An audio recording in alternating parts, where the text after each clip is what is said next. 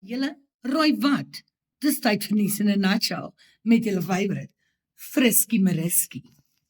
Okay julle, so ons gunsteling, Louis Liebenberg ontspel was hierdie week in die hof met sy hele entourage. So vir die van julle wat hierdie saak soos haar fyn volg, sal onthou die laaste keer wat ons spel Louis in die hof was in April hierdie jaar. Soos wat julle weet, word Louis accused van 'n multi-billion rand Ponzi scheme wat hy bedryf het, en daar het hierdie week baie interessante goedjies in die hof gebeur. Vir die van julle wat dit nie kon vang nie, kom ek vertel dit vir julle in 'n nutshell. So Dinsdag was Louis Liebenberg, sy vroutjie Daisy Liebenberg, Ronel Kleinhans en Johan Badenhorst, Helena Skollenberg, Deelwild Strydom en Christel Badenhorst, Walter Niedinger en last but not least, Nikki van Heerden. Okay, julle eerste, toe Louis hulle daar by die hof aangekom het, was dit all smiles, okay? En mens kan die nie opmaak nie. Boonbehalwe dat Louis, toe dit sy spreekbeurt was, het hy na hom en Daisy verwys as 'n Romeo en Juliet. Maar ek het hierdie oomblikie gesien waar Daisy hom amper aan die pout gegryp het soos hy ingekom het. Ag julle, moenie lelik met my wees nie, okay? Ek weet nie, is ek 'n hopeless romantic of labbakie drama?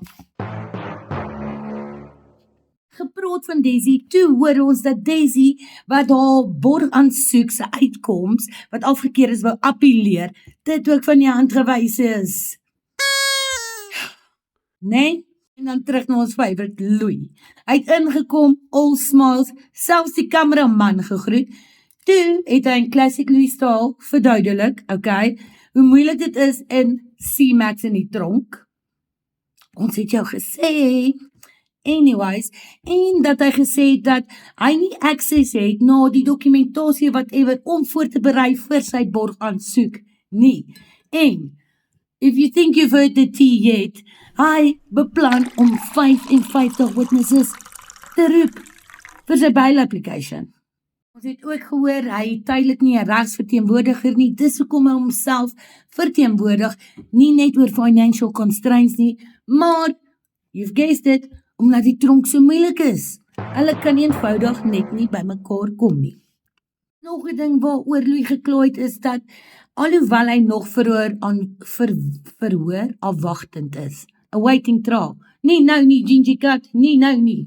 In a nutshell, trots geborg deur 'n holle Afrikaanse klap Mal, link op my TikTok bio. Sê hy word reeds behandel asof hy skuldig is. So long story short, die hoofsaak is uitgestel na 25 November toe vir verdere ondersoek. Louis se bail application is na 6, 7 en 8 Augustus toe uitgestel en dit gaan ook in die Bronkhorstspruit Magistraatshof gebeur. Psst, psst, psst. Hey, en dan my favourite deel is, toe hulle die hof verlaat, het jy 'n glimlaggende Daisy gesien op pad uit en sy het 'n pakkie van iemand in die galery ontvang. En een van my ou kollegas het vir Louis gevra, hoe gaan dit met jou Louis? En toe sê hy,